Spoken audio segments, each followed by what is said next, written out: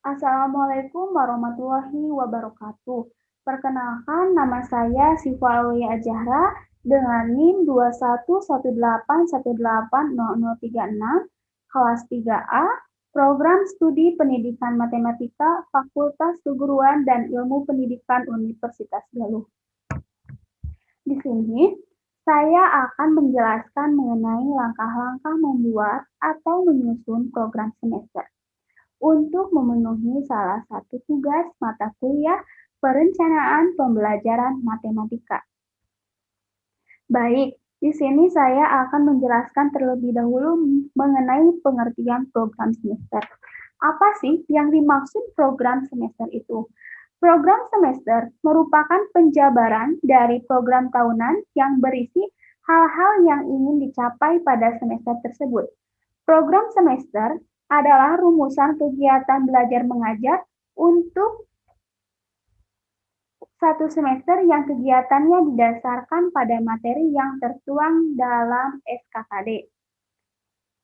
Program semester dibuat berdasarkan pertimbangan alokasi waktu yang tersedia, jumlah pokok bahasan yang ada dalam semester tersebut, dan frekuensi ujian yang disesuaikan dengan kalender pendidikan. Program semester akan mempermudah guru dalam alokasi waktu mengajar materi yang harus dicapai dalam semester tersebut. Yang selanjutnya ada fungsi program semester. Yang pertama, dapat mempermudah tugas Bapak atau Ibu saat mengadakan pembelajaran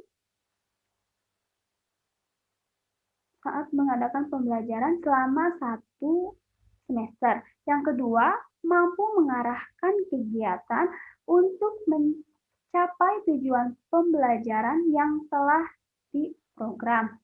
Yang ketiga, menjadi pola dasar untuk mengatur tugas dan wewenang setiap pihak yang ikut serta dalam pembelajaran. Yang keempat, menjadi pedoman guru dan dalam bekerja dan belajar. Yang kelima, menjadi tolak ukur efektivitas pada proses pembelajaran. Yang keenam, menjadi bahan untuk menyusun data sehingga terbentuk keseimbangan kerja. Dan yang terakhir, mampu menghemat waktu, tenaga, biaya, dan alat penunjang karena pembelajaran bisa berlangsung secara efektif dan efisien. Selain itu juga ada komponennya dalam program semester. Yang pertama, identitas. Dalam identitas meliputi satuan pendidikan, mata pelajaran, kelas, semester, tahun ajaran. Yang kedua ada format isian yang mencakup materi, tema, subtema, alokasi waktu, dan bulan yang terperinci per minggu dan keterangan yang diisi pelaksanaan pembelajaran berlangsung. Yang selanjutnya ada unsur-unsur program semester. Unsur-unsur yang biasanya terkandung di dalam program semester meliputi yang pertama tujuan. Tujuan yang dicantumkan dalam program semester adalah tujuan yang bersifat umum yang diambil dari SKKD, yaitu tujuan kurikuler dan tujuan instruksional. Yang kedua ada pokok bahasan. Pokok bahasan merupakan judul materi yang akan dipelajari atau diajarkan dalam satu caturwulan yang bersangkutan. Yang ketiga ada metode mengajar. Metode mengajar adalah cara yang digunakan oleh guru untuk menyampaikan materi pembelajaran. Dalam program semester ini, hendaknya dicantumkan metode-metode mengajar yang direncanakan yang akan digunakan dalam mengajar setiap pokok bahasan. Yang selanjutnya ada media dan sumber. Di samping metode mengajar, untuk setiap pokok bahasan dicantumkan pula media dan buku sumber yang digunakan. Media akan mempermudah siswa dalam memahami dan mengerti pembelajaran atau pelajaran yang disampaikan oleh guru. Yang selanjutnya ada evaluasi pengajaran. Dalam program semester ini, hendaknya dicantumkan kegiatan-kegiatan evaluasi yang dilaksanakan dilaksanakan di luar masing-masing pokok bahasan. Yang terakhir ada waktu. Untuk setiap pokok bahasan dan kegiatan evaluasi dalam semester yang bersangkutan perlu dicantumkan juga jumlah waktu yang dialokasikan. Sehingga dapat diketahui sejak awal apakah program semester yang dibuat tersebut dapat diselesaikan pada tepat waktunya. Kemudian ada langkah-langkah pembuatan program semester. Yang pertama, menelaah kalender pendidikan dan ciri khas satuan pendidikan berdasarkan kebutuhan tingkat satuan pendidikan. Yang kedua, menandai hari-hari libur, permulaan tahun pelajaran, minggu pembelajaran efektif, dan waktu pembelajaran efektif per minggu. Hari-hari libur ini meliputi jeda tengah semester, jeda antar semester, libur akhir tahun pelajaran, hari libur keagamaan, hari libur umum termasuk hari-hari besar nasional, dan hari libur khusus.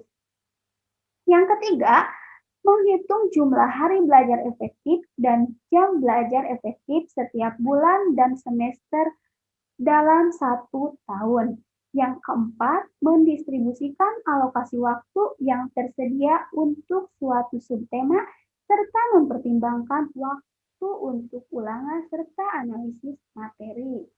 Yang selanjutnya ada contoh format program semester. Untuk contoh format program semester, tidak ada ketentuan khusus, namun saya menggunakan format seperti ini. Bisa kalian lihat. Untuk selanjutnya, saya akan menjelaskan secara rinci mengenai penyusunan program semester. Program semester.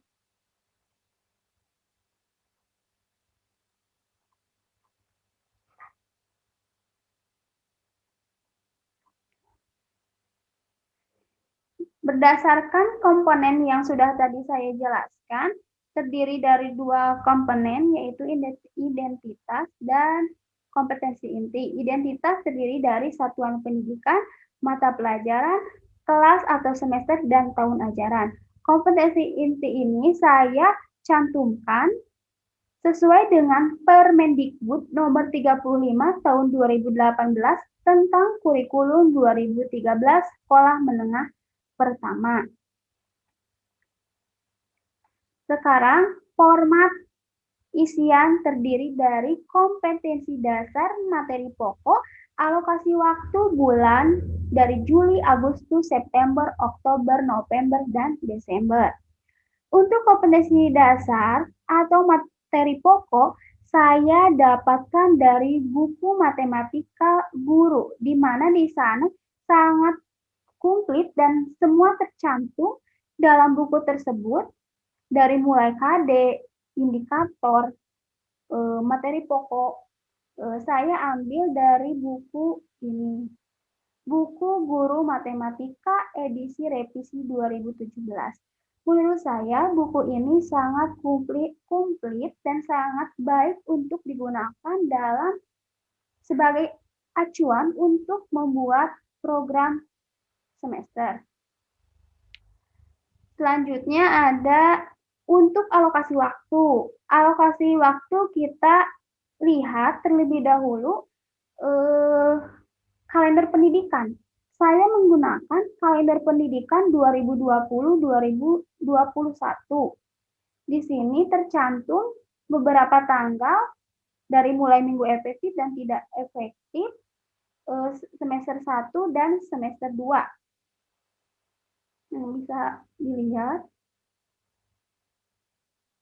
bisa sebagai acuan untuk pembuatan program semester.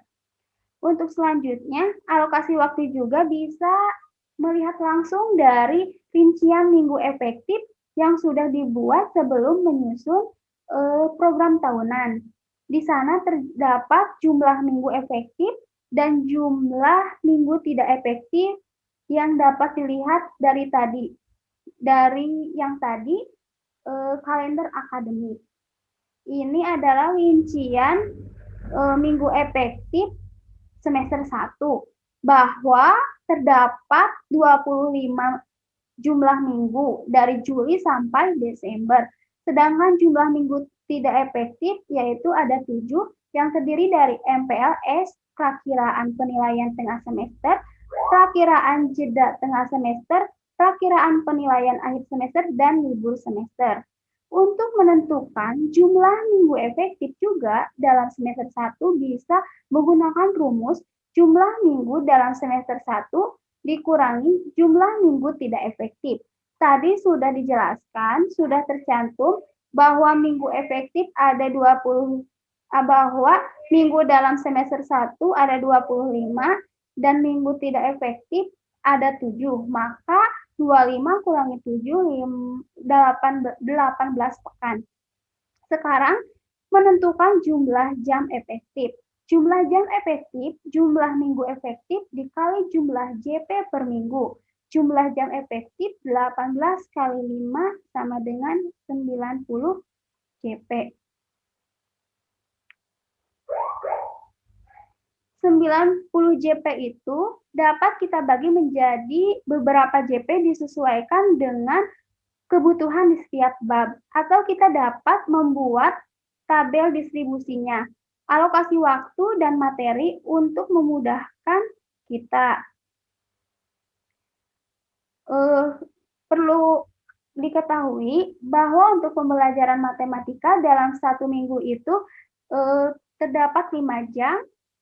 Setiap tatap muka 1 jam pembelajaran itu 40 menit dan beban belajar dalam 1 semester itu adalah 18 minggu efektif. Kembali lagi kepada program semester 1. Saya misalkan dalam buku yang tadi itu tercantum bahwa bab 1 itu pola bilangan. Pola bilangan meliputi 3.1, 4.1. Pola bilangan saya menjatahkan 15 JP. 15 JP. 15 JP ini dibagi kembali menjadi bahwa 3.1 itu 8 JP dan 4.1 itu 5 JP dan ada tambahan ulangan harian 2 JP. Maka jumlahnya 15 JP. Baik, kita asumsikan ke dalam bulan Juli bahwa yang pertama membuat generalisasi dari pola pada baris bilangan dan baris konfigurasi objek itu 8. Maka pada minggu keempat bulan Juli adalah 5. Kenapa 5? Karena pada setiap minggu proses pembelajaran matematika itu terdiri dari 5 jam pembelajaran. Maka dari itu untuk ini langsung 5 dan pada minggu selanjutnya adalah 3. Dan dilanjutkan materi selanjutnya yaitu menyelesaikan masalah berkaitan dengan pola pada barisan konfigurasi objek selama 2 JP. Dan untuk selanjutnya dilanjutkan pada minggu pertama Agustus, yaitu 3. Ini 3 dan duanya ulangan harian. Maka dijumlahkan ini setiap minggunya adalah 5 JP. Begitupun untuk bab 2. Bab 2 itu koordinat kartesius. Dijatahkan oleh saya itu 20 JP. 20 JP. Dan relasi dan fungsi 15 JP. Persamaan garis lurus 20 JP. Dan persamaan linear 2 variabel 20 JP. Saya mengambil ulangan harian terdapat pada bab 1, bab 2, bab 4, dan bab 5. Kenapa bab 3 tidak ada ulangan harian? Karena sudah masuk ke dalam persoalannya masuk ke dalam ulangan tengah semester. Untuk alokasi waktu sudah dibagi rata dan dijumlahkan 90 JP seperti yang sudah tadi dihitung dalam rincian minggu efektif. Untuk bulannya dalam minggu-minggunya seperti yang sudah tadi saya jelaskan pada bab 1 pembagiannya, bab 2 juga sama seperti itu.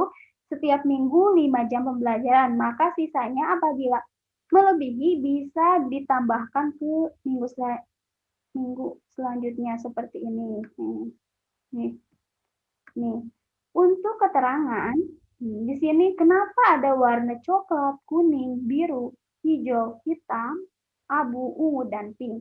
Saya mencantumkan keterangannya bahwa coklat libur semester genap, kuning MPLS, biru perkiraan ujian tengah semester, hijau perkiraan jeda tengah semester 1, hitam tidak terdapat minggu dalam bulan itu, abu perkiraan penilaian akhir semester 1, ungu pekan kosong, dan pink libur semester. Kenapa sih tabel ini, program semester ini ada beberapa warna? Karena supaya tidak ada kekeliruan dalam menyimpan alokasi waktu atau jumlah pembelajaran di setiap minggu. Ini hanya memudahkan saja. Untuk selanjutnya, di sini saya cantumkan juga indikator pencapaian kompetensi. Saya dapatkan indikator pencapaian kompetensi ini juga dari sumbernya, dari buku yang tadi sudah saya, dari buku Matematika edisi revisi 2017. Terus, bab 1 pola bilangan. Indikator pencapaian kompetensinya yaitu siswa mampu menentukan suku selanjutnya dari suatu barisan bilangan dengan cara mengeneralisasi pola bilangan sebelumnya. Yang kedua, ada siswa mampu mengeneralisasi pola baris bilangan menjadi suatu persamaan. Yang ketiga, siswa mengenal macam-macam baris bilangan. Kemudian, dan seterusnya bab 2 sampai bab 5 seperti itu, saya sudah cantumkan secara lengkap, dan yang terakhir ada mengetahui dan guru mata pelajaran sebagai tanda tangannya. Nah, sudah saya jelaskan dari mulai kompetensi dasar atau materi pokok, alokasi waktu, bulan, dan indikator. Untuk selanjutnya, saya akan memperlihatkan perincian mingguan efektif semester 2 terlebih dahulu. Seperti ini, seperti yang perhitungannya seperti yang sudah saya jelaskan pada semester 1. Bahwa kalau semester 2 terdapat 26 dan jumlah minggu tidak efektifnya 16, menggunakan rumus seperti yang tadi. Jadi terdapat 50 jam pembelajaran. Maaf, ini salah. 50 kurangi 6 itu harusnya 46 CP. Seperti ini.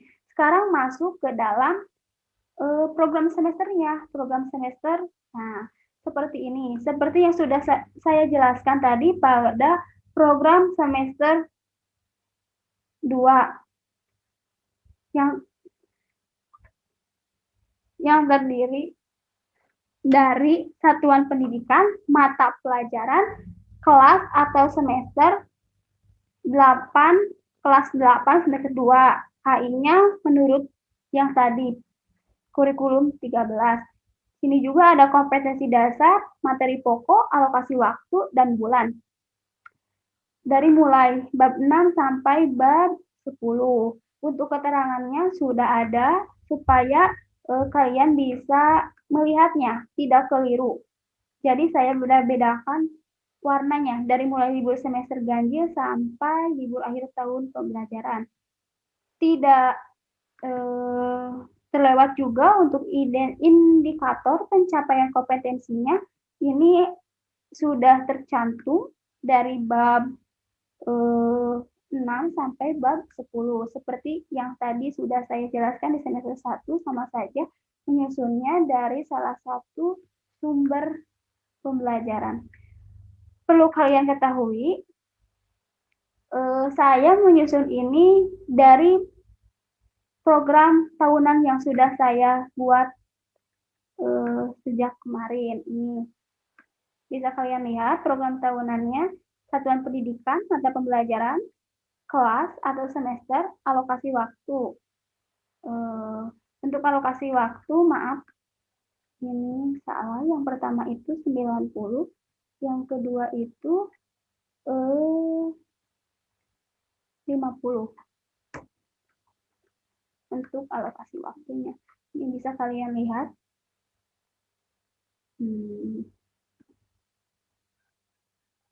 Jadi, dapat saya simpulkan bahwa untuk penyusunan program semester ini mencakup dari program tahunan. Sebelum program tahunan itu harus ada rincian minggu efektif, baru bisa menyusun program tahunan. Setelah program tahunan, program semester. Jadi program semester itu mengacu pada minggu efektif, program tahunan, kalender akademik, dan sumber-sumber lainnya. Termasuk kalender akademik ini dan buku guru matematika kelas 8 ini. Mungkin sekian yang dapat saya jelaskan mengenai program semester. Mohon maaf apabila ada kesalahan dan kekurangan dalam penyampaian mengenai langkah-langkah atau penyusunan program semester ini. Terima kasih atas perhatiannya. Wassalamualaikum warahmatullahi wabarakatuh.